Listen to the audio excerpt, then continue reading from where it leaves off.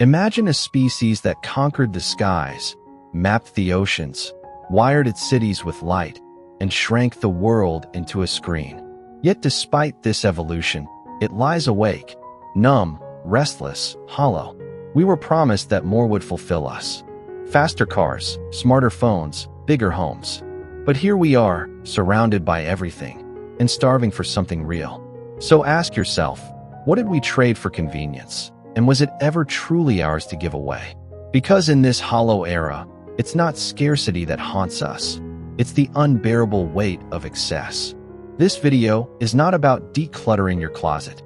It's about excavating the quiet famine behind our full fridges, the spiritual malnutrition masked by online affirmations, the subtle ache beneath calendar-packed lives.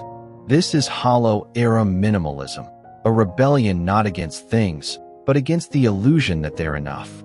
I'll walk you through 7 rarely discussed but life-altering truths that reveal why we feel so empty in an age of everything, and how to finally feel whole again. Stay with me, because point 3 will challenge everything you've been taught about what having it all really means. We live in an age that mistakes noise for nourishment. Everywhere you turn, the world offers something to consume, a new product, a new notification, a new identity to try on. But beneath the glossy surface of convenience, there is a deeper hunger, one that no discount code or digital achievement can satisfy. This is not just about stuff. It's about the slow erosion of meaning under the weight of everything. Walk into the average home today and you'll find cupboards spilling over, drawers that jam from the excess, screens glowing in every room. But none of it seems to touch that aching center, the place inside us where connection, belonging, and purpose are meant to live. The modern mind, overstimulated and undernourished, is left chasing a kind of fullness that never arrives. It's like drinking salt water, believing each gulp will finally quench the thirst. This is the curse of the Hollow Era, a time when abundance became anesthesia, when productivity eclipsed presence, when we replaced quiet mornings with scrolls, replaced intimate dinners with algorithms that predict what we might want, but never what we need. We began to collect things instead of connections, to stack achievements instead of wisdom, to measure value in visibility, not in virtue. The result? A culture where we have everything and feel nothing. Real fulfillment never comes wrapped in cardboard or delivered through fiber optic cables. It emerges in the space we dare to leave unfilled, in the pause between obligations, in the silence after saying no, in the sacred art of enough. But in a world that glorifies hustle and hoarding, emptiness feels threatening. So we fill it with noise, with distraction, with one more purchase that promises peace but only deepens the void. To see through the illusion of fullness is not to reject life's pleasures, but to ask if they are feeding you or simply filling time. This isn't about minimalism for aesthetics. It's about emotional clarity. And until we stop mistaking stimulation for satisfaction, we'll keep overflowing and yet remain empty. We were never meant to live like this, so connected, yet so alone. In the Hollow Era, we've wired the world together but frayed the threads between ourselves. The devices in our pockets promise instant connection, but they have quietly dismantled the rituals that once held communities, families, even strangers together. We text instead of talk. We react instead of reflect. And in the silence between digital pings, something essential is slipping away. This disconnection isn't loud. It doesn't announce itself. It whispers, in the awkward pauses at dinner tables where eyes fall to screens, in the vanishing art of eye contact, in the way our minds wander even when we're with those we love. It's not just loneliness. It's a kind of psychic dislocation, where the soul forgets how to feel rooted because everything is always moving, always updating, always pulling us elsewhere. But here's the paradox. The more we chase connection through modern means, the more we seem to miss the kind that matters. Genuine connection, the kind that grounds us, slows us, nourishes us. It doesn't come from rapid replies or perfectly curated feeds. It comes from presence, from shared silence, from time that isn't optimized, but offered. In the older ways of living, People didn't just gather, they belonged. A front porch wasn't decoration, it was a gateway to conversation. A meal wasn't just fuel, it was communion. In this minimalist return to intention, we don't long for nostalgia, we long for anchoring. For moments that stretch, for people who truly see us, not just our updates. This is what Hollow Era Minimalism begins to restore. Not just less clutter in your closet, but more contact in your life. It teaches you to create emotional space, space that doesn't beg to be filled, but invites something deeper to enter. Because when you pare down the noise, what's left is the clarity to connect, not through pixels, but through presence. There was a time when doing enough meant the work of the hands matched the needs of the day. You tilled the soil, wrote the letter, closed the gate. And that was it. The sun set, and the soul rested. But in the Hollow Era, the goalposts have disappeared over the horizon. Enough is never enough. We've become addicted to progress without pause, to metrics without meaning. This isn't just about career ambition.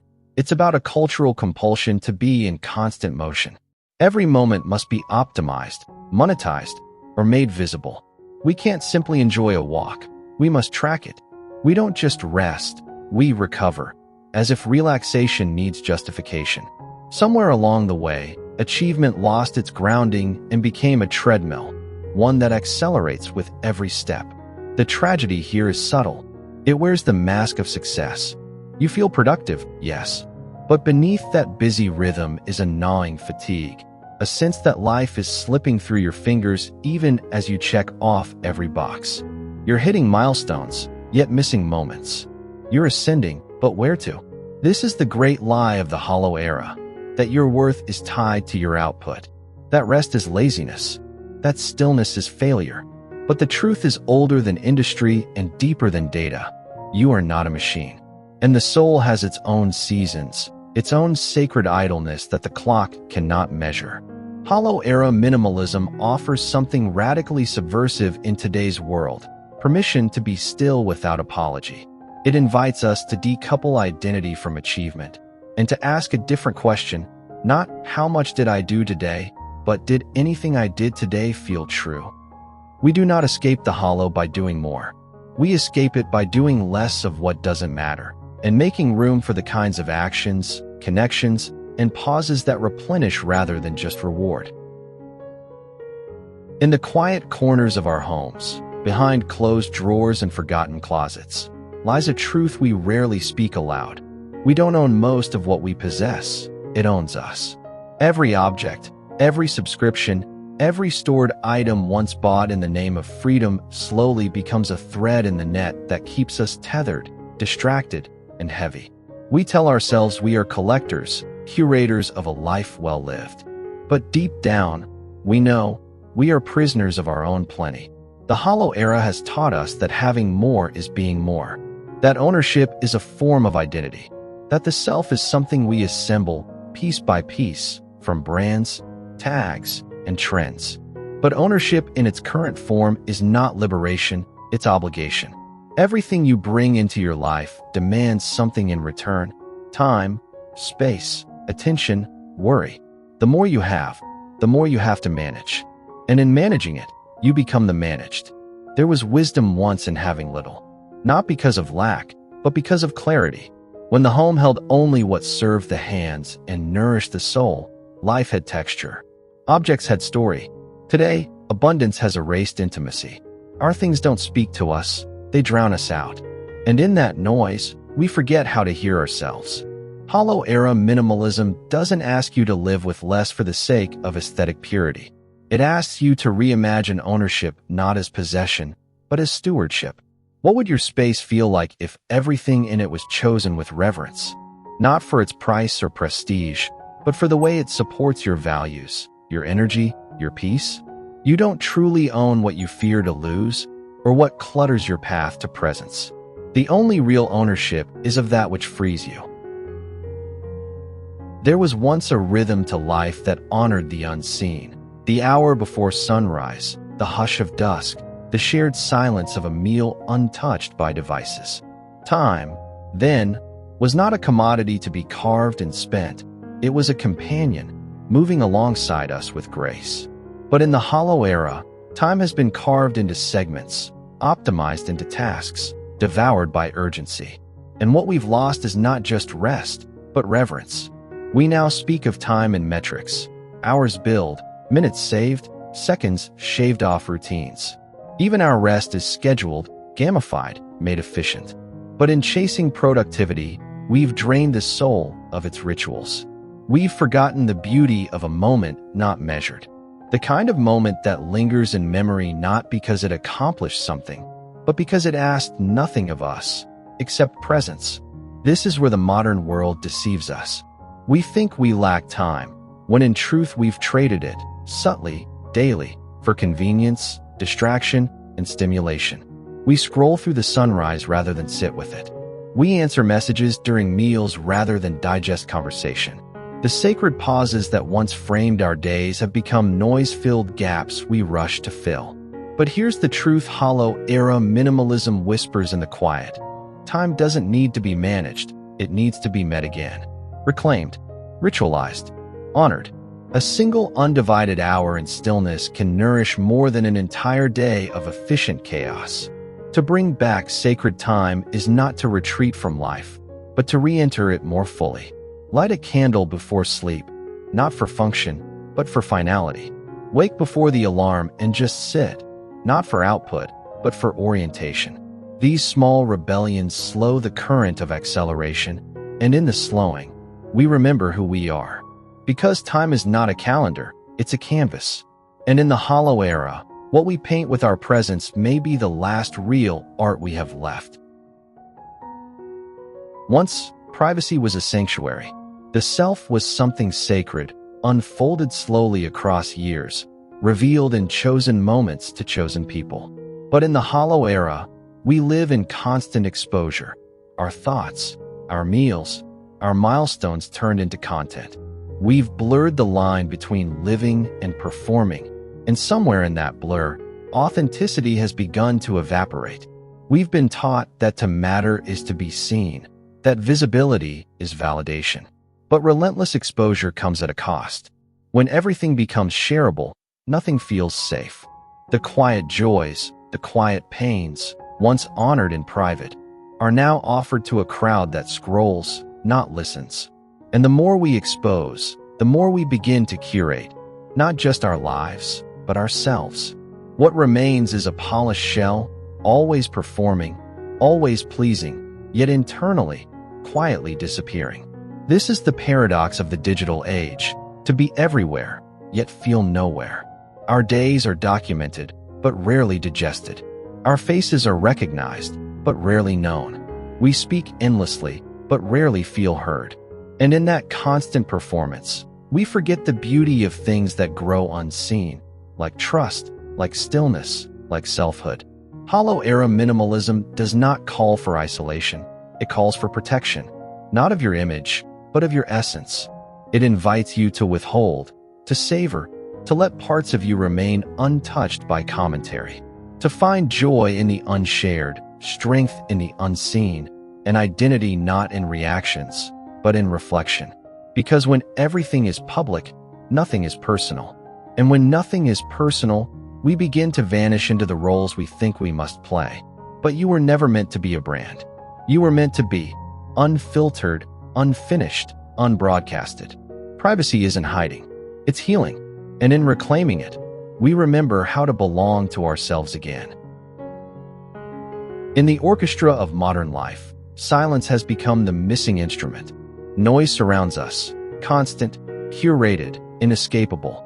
From the moment we wake, we're immersed in a world that hums, rings, scrolls, and speaks. Even solitude is rarely quiet. It echoes with mental chatter and algorithmic suggestion.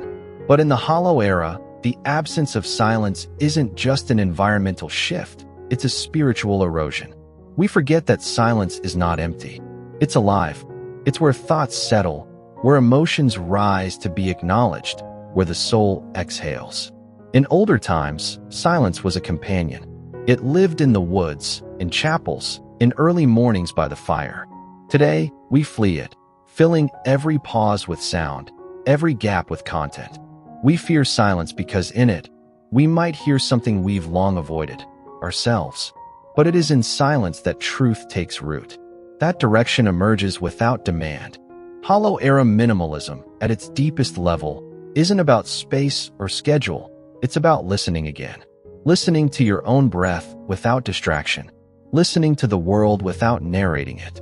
Listening to life as it actually is, not as it's been framed, filtered, or fed to you. When was the last time you let silence stretch? Let it linger long enough for discomfort to give way to clarity? True silence is not the absence of sound, but the absence of interference. It is a sacred pause, a reset, a remembering. To live well in the hollow era is to guard silence, to seek it not just as retreat, but as ritual.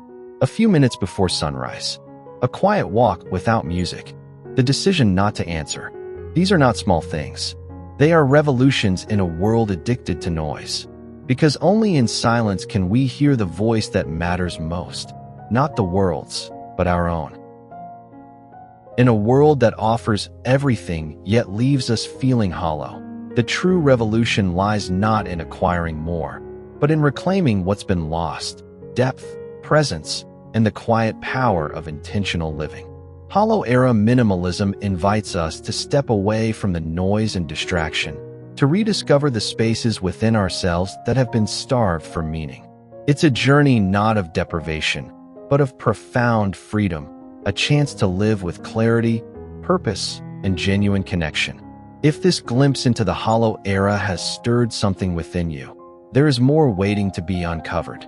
Dive deeper into mindful simplicity with our exploration of Microtopia Minimalism, where small spaces become vast sanctuaries of the soul.